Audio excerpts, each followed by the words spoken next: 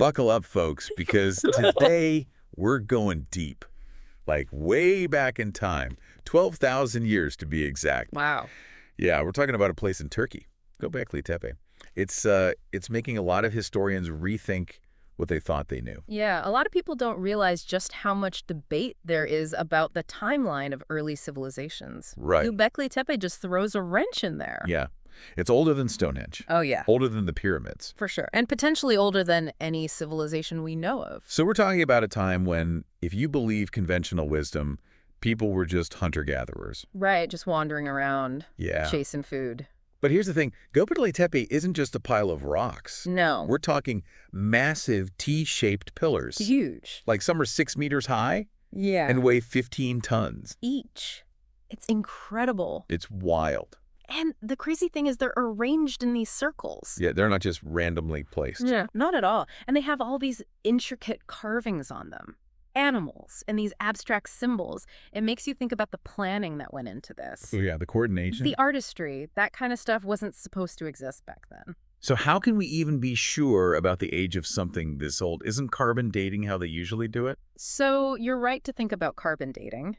But for something like Gobekli Tepe, archaeologists need to combine a few techniques. Okay. Radiocarbon dating is still part of it. Uh-huh. But when you're dealing with something this old, they also have to look at other things, Like what?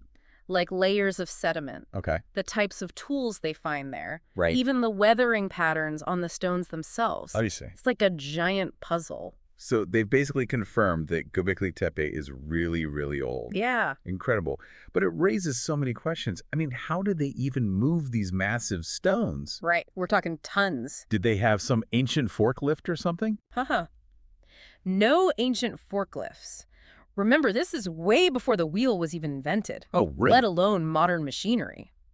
So how did they do it? Researchers think it was a combination of things. Rolling logs, sleds, ropes, and a whole lot of muscle. It boggles the mind to think about how they managed to move these giant stones across the landscape. All those people working together, what kind of society could even pull that off? Right. That level of organization and manpower, it implies a social structure that's way more complex than what we usually think about with hunter-gatherers. Yeah, it doesn't really fit the image, does it?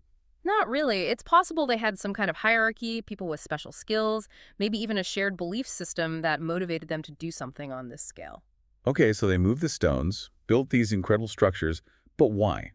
What was it for? That's the million-dollar question. Was it a temple? Maybe an observatory. Could have been a gathering place. But there's one thing that really adds to the mystery. They haven't found any evidence of people living nearby. So they built this incredible place, but not to live in. Seems that way. It was something special. They poured a ton of time and effort into creating it. But it wasn't for everyday life. But why? I mean, the effort involved. Why go to all that trouble to build something so grand if it wasn't practical? It's like they built a cathedral in the middle of nowhere. And that leads to one of the most fascinating things about Gobekli Tepe, its connection to the beginnings of agriculture. Agriculture. They found evidence of wild wheat, the ancestor of the wheat we eat today, growing near the site. So you're telling me that this whole site, this incredible feat of engineering, might exist because of a snack? It's a possibility. Maybe the need to feed all those workers to keep them organized actually pushed them towards agriculture. Wow. What if Göbekli Tepe flipped the script? What if it was the catalyst for the shift from hunting and gathering to farming? That would change everything. It would. But let's not forget those carvings on the pillars. We've got animals, abstract symbols, but there's something missing. It's a Faces. Why carve all those details but leave the faces blank? That's true. It's like they're hiding something. Or maybe representing something we can't even comprehend. They could definitely carve faces. Archaeologists have found other statues from the same period with clear facial features. So they knew how to do it. They did. One statue even had a face with no mouth. So the lack of faces on those pillars at Göbekli Tepe seems to be a choice. Maybe an artistic one, maybe symbolic. So it's not a lack of skill, it's a deliberate choice. Yeah. What does that tell us about what they believed? Were there things they couldn't or wouldn't represent directly? It's a fascinating question. And then there's the burial of the whole thing. Right, and it wasn't a natural process. Someone decided to bury it. On purpose. Yeah. Over centuries, they covered those structures with earth. layer by layer. They even built smaller structures on top. Wait, so they built this incredible site, then buried it, then built on top again. Why? What were they trying to protect or hide? Did they run out of resources? Did their beliefs change? This is where it gets really interesting. Absolutely. Almost like they were sealing away pieces of their history, leaving a message for us. Like a time capsule. Yeah. Each layer with these clues about their beliefs, their practices, maybe even their fears. Man, it makes you think what we even consider progress. Yeah. We think of history as this straight line, right? But Göbekli Tepe is like, maybe our ancestors had a different idea about time, about legacy, about how the past, the present, the future, how they all connect. Absolutely. And we can't forget about one specific image. Oh, yeah. The vulture on one of those pillars. Right, you mentioned that. Vultures. Not exactly known for being cuddly. They get a bad rap, that's for sure. But they're important. Oh, yeah, of course. Part of the ecosystem. Nature's cleanup crew? Right. Keeping things clean. Preventing disease. Yeah. And in a lot of cultures, they're seen as this link between the living and the dead. So maybe they're representing a connection between, like, the physical world and the spiritual world. Possibly. Like a reminder that everything's connected. Even in death, there's this continuation, this transformation. And you see that idea, that theme of transformation, rebirth, in Göbekli Tepe itself. Oh, how so? The burying, the layers, building something new on top of the old. It's like they saw time as a cycle. Endings are beginnings. Wow. It's just wild to think that these ideas, these spiritual concepts, could have been around thousands of years before what we think of as civilization. Yeah. It makes you wonder, doesn't it? It challenges our ideas about the origins of religion, art, culture. Definitely. And maybe it makes us question our own assumptions. We think about religion as something that comes with farming, complex societies, written language. But Göbekli Tepe might be telling us that this urge to connect to something bigger than ourselves, to find meaning that could be way more deeply rooted, going back to the very beginning of us. Like it's this giant mirror, reflecting back our own search for meaning. Exactly. And like any good mirror, it shows us what we know and what we don't know. We were talking earlier about how Göbekli Tepe, similar to other megalithic structures, Stonehenge, the pyramids, massive stones, a sense of mystery. But what makes Göbekli Tepe stand out? What makes it unique?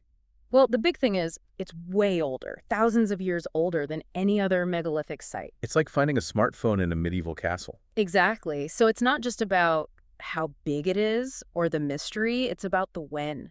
It pushes the boundaries of what we thought early humans were capable of. Right. And those other places, Stonehenge and the pyramids, we associate them with powerful rulers, organized states. But Göbekli Tepe, that seems to have been built by people who were still figuring out this whole farming thing. In that transition phase. So maybe this urge to build these monumental structures to leave a mark on the world, maybe it's not about hierarchy or power. Maybe it's something even more basic, something deep inside us. This need to connect, to create, to express something bigger than just everyday life. It's like they were saying, hey, we were here, we mattered, and we're leaving something behind to prove it. I love that. And that brings us back to those carvings, animals, symbols, those missing faces. But you mentioned one detail that I thought was really interesting. Oh, yeah. The hands and the belts. Oh, right. What's the thinking there? Yeah, We're talking fashion, power symbols. What? Some people think those hands and belts aren't just decoration. Maybe they symbolize creation, the act of making things, shaping the world. So it's not just about what they built. It's about how they built it. The process itself, the collaboration. Yeah. The ingenuity. Maybe that was part of the message, too. What if Göbekli Tepe wasn't just a temple or a gathering place? What if it was a celebration of creativity, a testament to teamwork? Showing that even when things are tough, we can still build incredible things. Okay, my mind is officially blown. We've talked about so much, but it feels like we're just scratching the surface. What else is Göbekli Tepe hiding? What other mysteries are waiting to be uncovered?